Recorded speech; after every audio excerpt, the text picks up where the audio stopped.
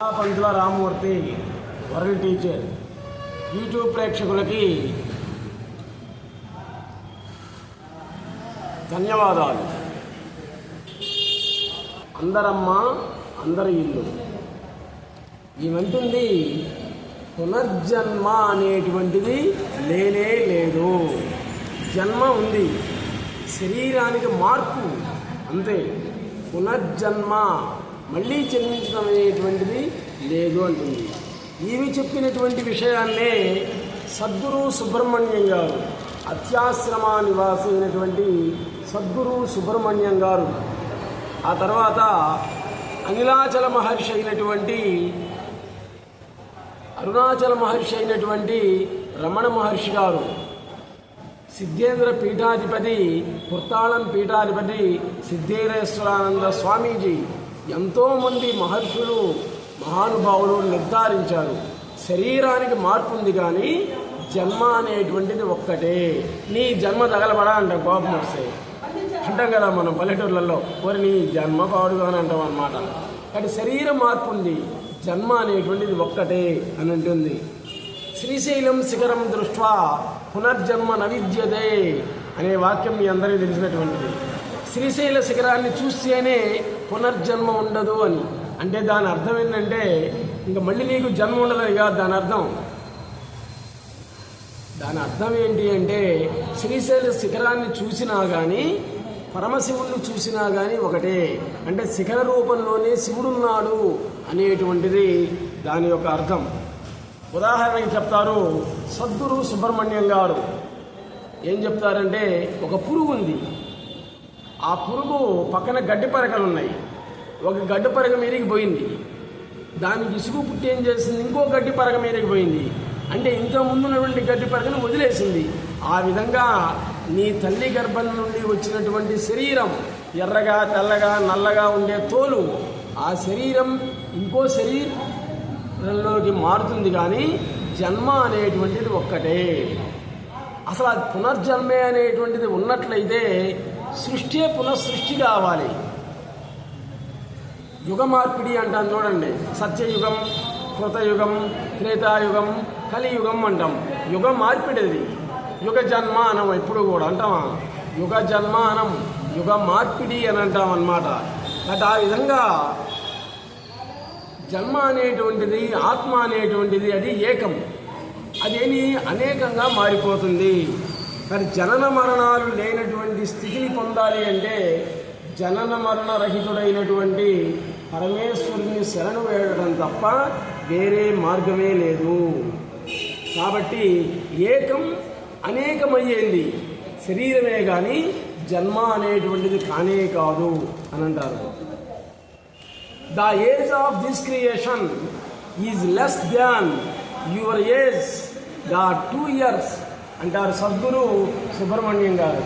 ఈ సృష్టి మొత్తం కూడా నీకంటే కూడా 2 సంవత్సరాలు తక్కువే అని చెప్తారన్నమాట ఆయన. In rebirth not only a new body but a new world is created. కాబట్టి పునర్జన్మే అనేటువంటిది ఉన్నట్లయితే శరీరమే కాదు, అసలు నూతనమైన ప్రపంచమే పునర్జన్మించబడాలి. అది జరుగుతుందా? జరగదు అని అంటారు. కాబట్టి మరణం అనేటువంటిది జీవికి తప్పదు. పుట్టిన ప్రతి ఒక్కరికి కూడా కొంతకాలం జీవించిన తర్వాత మరణం తప్పదు. మరణ భయం పోవాలి అంటే జనన మరణాలు లేనటువంటి ఆద్యంతరహితుడైనటువంటి ఒక పరమేశ్వరుణ్ణి శరణు వేయడం తప్ప వేరే మార్గమే లేదు. ఒక నది సముద్రంలో కలిసేంత వరకు దానికి ఒడుతుడుగులు అనేటువంటివి తప్పదు, వంకరగా ప్రవహించాలి, తప్పదన్నమాట. అదేవిధంగా మానవుడి యొక్క జీవితం కూడా శివులో ఐక్యం చెందేంత వరకు కష్టాలు, సుఖాలు, బాధలు, మానాలు, అవమానాలు తప్పవు అని అంటారు Sadguru Subrahmanyam garu. The destination of every river is the see.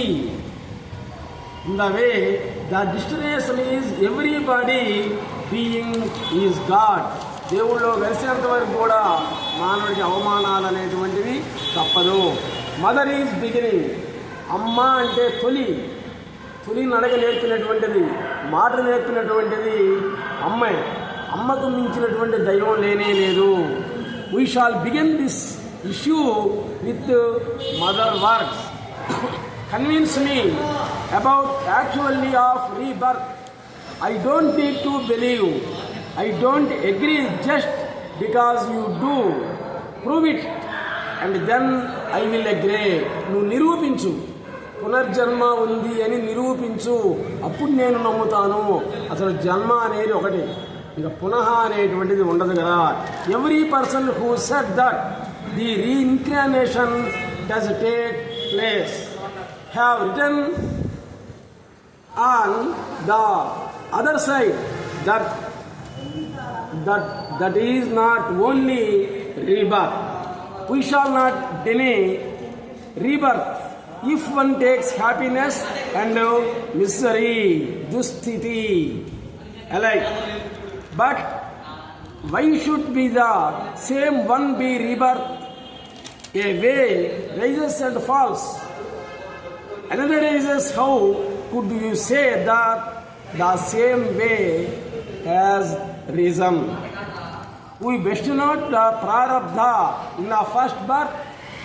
We did not have any sanchita karma before that, did you? I don't say that rebirth is impossible.